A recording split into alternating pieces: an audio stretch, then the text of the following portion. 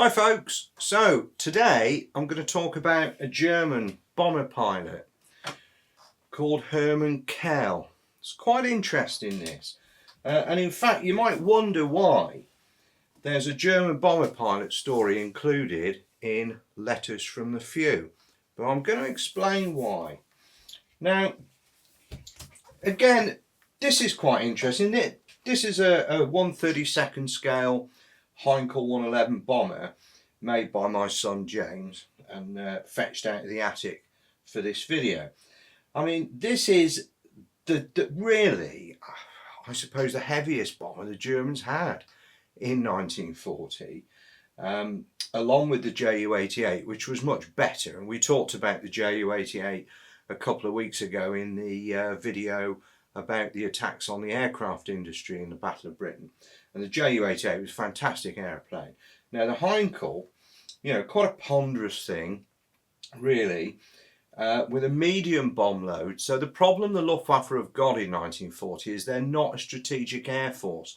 The whole thing has been geared up to supporting the army blitzkrieg, so that the Luftwaffe is going to be able to support fast-moving ground troops. But that's true only up to a point, because the air power doctrine of the time, was very much this knockout blow thing that everybody was absolutely terrified of, rightly so, especially after looking at the effects of bombing and Guernica, civilian populations in Rotterdam and Warsaw. So people were rightly afraid of this, and look what happened with London. So this is the Heinkel bomber, but it cannot do what it is being asked to do, because the bomb capacity of these aircraft just isn't big enough. But for its day, this was an advanced design, very smooth design of wings and so on.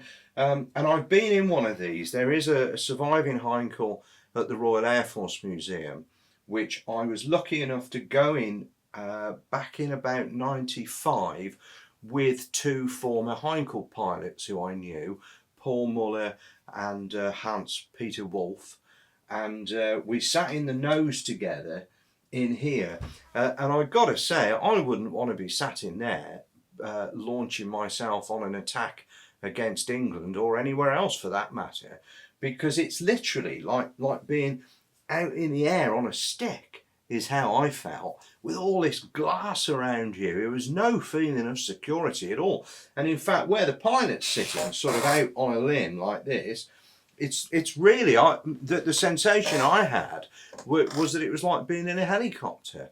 So whilst the visibility is fantastic, I wouldn't give much on your chances for survival if you're being faced by a Spitfire or a Hurricane.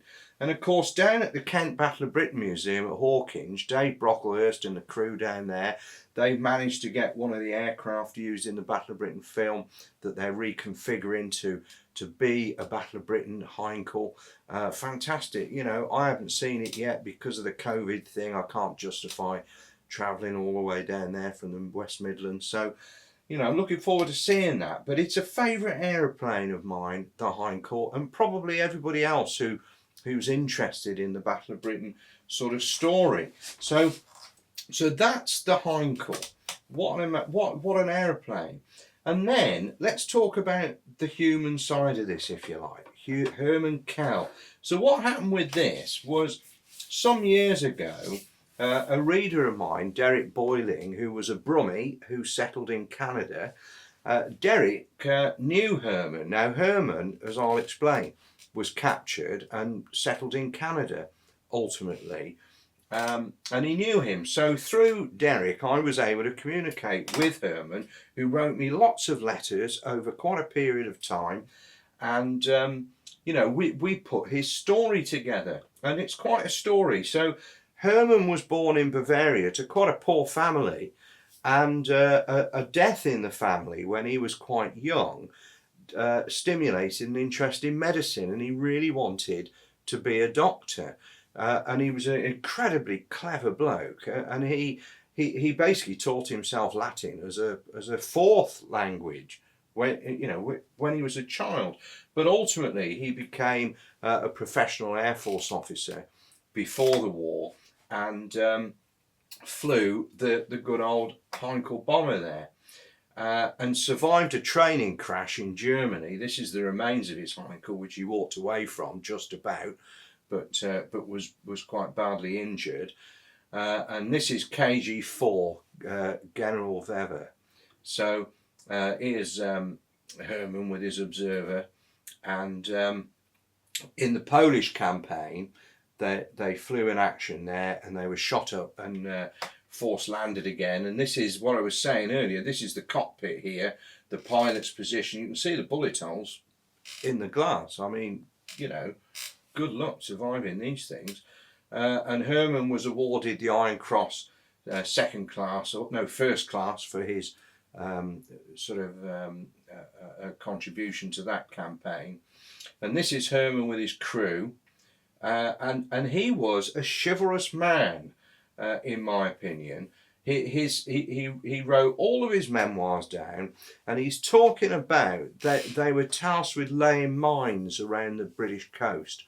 And one day that they were, this is during the Battle of Britain now, they were tasked with bringing some absolutely enormous Hermann bomb to drop on northeast England, but they couldn't find the target, and they absolutely point blank refused to just drop this bomb haphazardly, randomly over Newcastle upon Tyne because of the civilian deaths it would cause, and they took it home. But Hermann was part of the bombing of London on the 7th of September, the day that the Germans changed tack and stopped bombing the airfields and went for London with the round-the-clock attack. He was involved in that. But their perception was that that attack was in retaliation for Bomber Command's attack on Berlin. So, you know, there may well be some truth in that. I mean, I've always thought that really the reality of the big attack on London, whilst propaganda-wise that could have been the case, that Hitler was saying to the German people, look, you know, we're hitting back and hitting back harder. The reality is, I mean, it was a target which Goering felt was the only target likely to force Dowding to commit all his fighters to battle en masse for destruction en masse. So that's that. But anyway, that's what Hermann says. But subsequently, he was shot down on the night of the 13th of September by the New Zealand night fighter race, Michael Herrick DFC, in a Blenheim bomber, or Blenheim fighter rather. And they bail out. There's a couple of his crew killed, and the rest are captured and so on. And Hermann ends up interrogated in London at the cage, Colonel Scotland's cage at Kensington Palace, and ultimately is sent as a prisoner of war to Canada, where he settles and becomes a research chemist, a research scientist really. Very, very clever man, a very deep thinker, and able to really reflect on his time flying and, you know, in the German military and so on, and about life in general. He used to write me some incredibly deep letters. But these are some bits and pieces that Hermann kept, that Derek Boyling photographed for me. This is his General Weber cuff title that went around the uniform here, and the onboard computer, and his Luftwaffe pilot's flying badge. This is the cloth one that would go you know, on a sort of day-to-day uniform. I'm not quite sure what the bullet is, the significance of that. And these are his collar patches, respectively, when getting promoted. He was a Hauptmann, a captain in the end. And there's old Hermann. When he used to write to me, he's long gone now, sadly. But you see, the thing is that to me, the reason I wanted to include something about Hermann in Letters from the Few. Now the idea of this book, and there's another little video all about the book, and it's not a hard sell. If you write something, and the reason you write it, you want people to read it, you want to share it, you want to raise awareness of those stories. That's why I do what I do. But the point is that you can only really understand any event if you've got a broad picture. And The only way we're going to do that is if we also look at the German side. So this is nothing to do with politics. This is nothing to do with Nazi sympathies or anything like that, or glorification of the Third Reich. Nothing at all to do with that. And I get so cross when people start being judgmental about this on social media. Now, when I used to run my events back in the day, and we had German pilots who'd been shot down, captured, and have become prisoners of war and remained in this country, married English girls, and to all intents and purposes they were British citizens and they stayed here. Those men used to sit shoulder to shoulder with the few, signing books, having banter, having a great time every year, because the bond that connected them was being a combat flyer. And they all shared that bond regardless of which side of the channel they'd been born on. And I really want to stress that point. We never had any trouble with any of the few meeting German aircrew at our events, and if it was good enough for the few, it's good enough for me. Now, so I want to understand everything about this period of history. I've said it before, I'm not just fascinated by who shot down who and all of that sort of deep geeky detail stuff that's incredibly important, I know, but I'm interested in the broader context of these things, the social history, the political history, the build up to this, what has caused it, what has brought us to this point in time, absolutely everything. And if we're going to understand this, then we've got to study the enemy, of course. We've got to study the enemy's experience. So it was very important to me that in the book we've got Hurricane pilots, Spitfire pilots, RAF ground crew, Ray Johnson, who was an armourer, and I did a little video last week about the ground crew, because again, that's another little mission that I think we should not forget. But what's happened here, you see, in Germany after the war, there was no, it wasn't as if the German pilots and aircrew were being treated as any kind of heroes. I mean, everybody needed to reconstruct Germany and move on. And what's happened here is the German fighter pilots particularly are blamed by the German people for the bombing of Germany, that they failed to protect Germany from the American and RAF onslaught of the strategic bombing campaign. So, it was a bit of a dirty word really to have been a pilot in the German Air Force, in Germany. So there were very few accounts published in Germany. What were published were comparatively short circulation books really, and publications. And of course the other issue is it's not in English.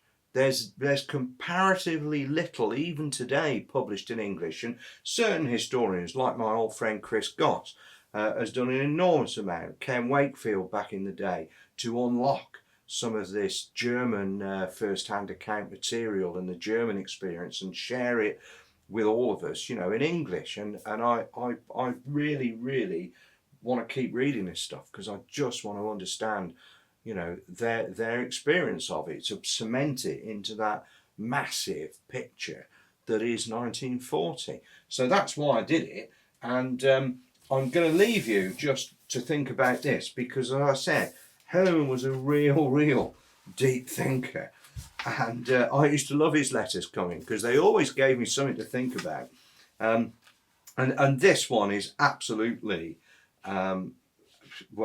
got to be the ultimate Hermann letter really. And he says, what is the purpose of time, of our life?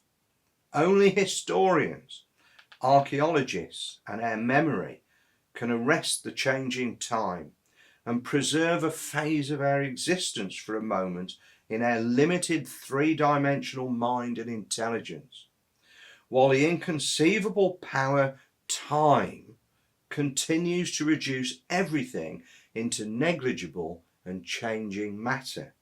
Again, who or what and why are we? Without historians, archaeologists and memories, we humans would soon be without a past, without parameters for our judgment and guidance, without hope and just a black hole. as the future. Now, I've read some profound things in my time, but that's got to be right up there. And I honestly think there that what Hermann is saying is that what I've been saying really, that we've got to study the whole to understand things and to make sure, it's an old cliche really about if you don't study the past, you're destined to make those mistakes again. But it's got to be true, surely to God. And I think that's really what Hermann's saying. So we can't study the Battle of Britain or the Second World War generally without studying the German side of it. And this is a serious study. This isn't gung-ho. A lot of this sort of Waffen-SS apologist literature that's out there, sort of, that's a whole different thing altogether. But let's look at the overall whole and look at these German airmen. If there's anybody out there that's got any first-hand accounts from German aircrew from the Battle of Britain, I'd be delighted to hear from you, because I think that it's something that needs really studying much more and in much detail. And in closing, I can only say that I obviously had a privileged relationship over many years with many of the few, which has built up this archive of correspondence now, which I'm very proud of. And probably when I started writing those letters, I had no idea of the historical value of what I was doing. But I'm pleased that there have been German pilots who've contributed to that, and German ground crew actually, funnily enough.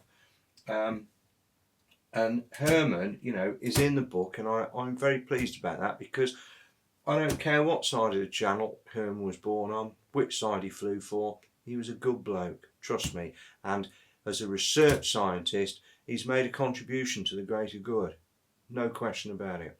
So that's Hermann Kell. Anyway, so I'll leave you with that. Bit thought-provoking, possibly. Always interested to know what people think.